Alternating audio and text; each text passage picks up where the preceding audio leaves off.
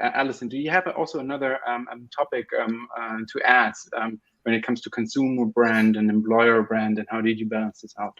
Yeah, I mean, organizationally, when you think about, being part of the King of Beers and this amazing global beer company, people know us. They see us on the shelves. They see us when they're celebrating in different moments.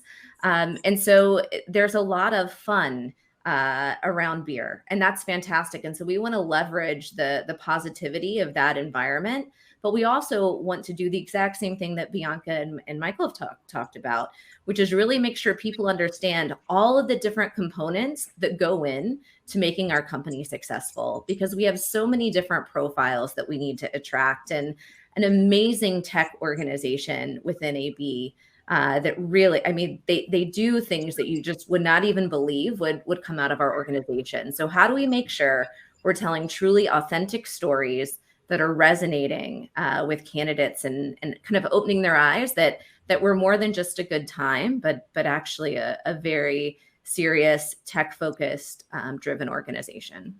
Sounds like your new slogan, Allison. You get a new tagline in there.